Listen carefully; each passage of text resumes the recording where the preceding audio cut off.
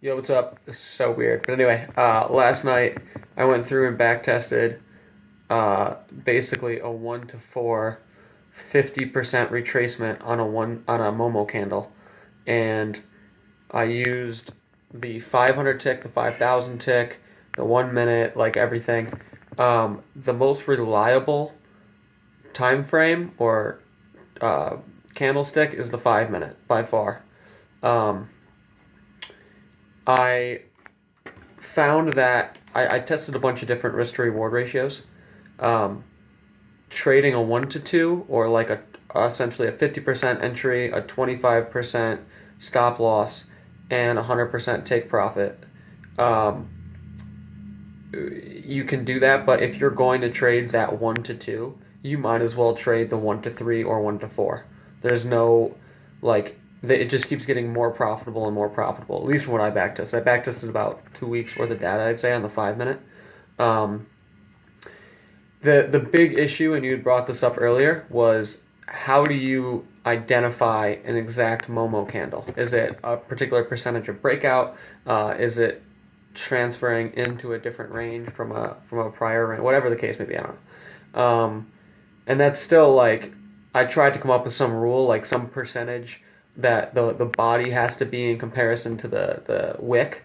It's so late, I can't even think right now.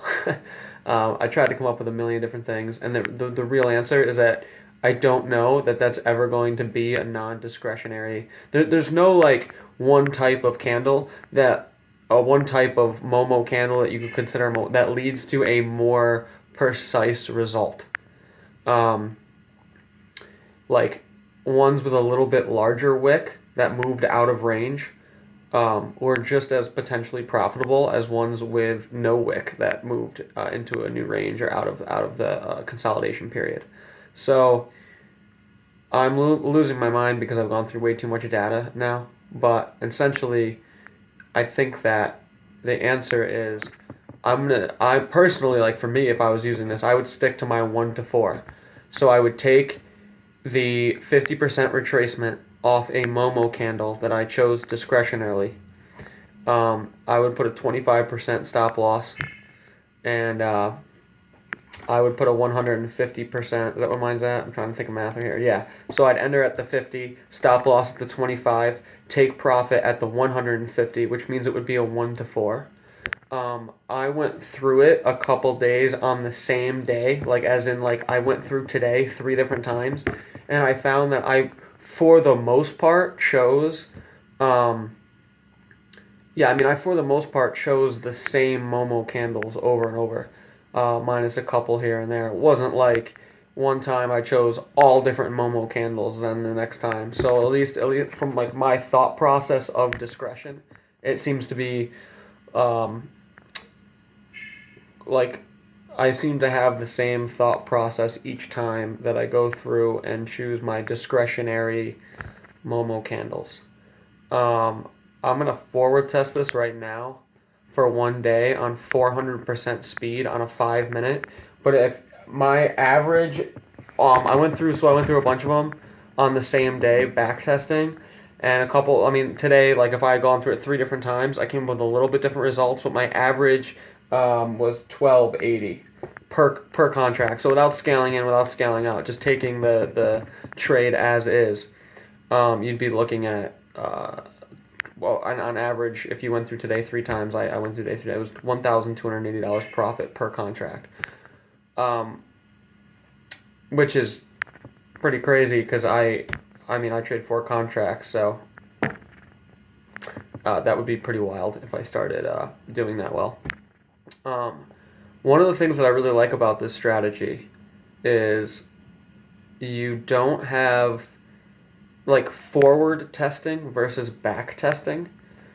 My back testing seemed to be very accurate to my forward testing because sometimes you come up with a strategy that you back tested and then when you forward test it like live it just does not pan out.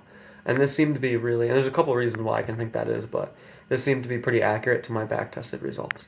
The other thing is, um, I mean, dude, it's an easy strategy to follow, and my only other rule was I put that 50% retracement and that setup based on a Momo candle. And if another Momo candle occurred before that trade filled, I canceled that trade and put a new trade on the following Momo candle. So if there was a big up Momo candle on a 5 minute, then there was another big up Momo candle on the 5 minute, I canceled my trade if it hadn't filled yet, and I put the new one on the new 5 minute. So that's all I was doing. But when it comes to like tick versus, I even have like momentum range and range on Tradovate. Honestly, probably just because it's the most widely used is the 1 and 5 minute. The 1 minute you can't; it's too fast for me. I couldn't even keep up with trading that quickly. I mean, you're gonna go from the candle closing to back to the 50% potentially faster than you could even manually set the trade, which maybe automation would be good for that. But I don't really have any interest in trading that quickly anyway. Again, I don't. Maybe that would be probably something that would interest you more.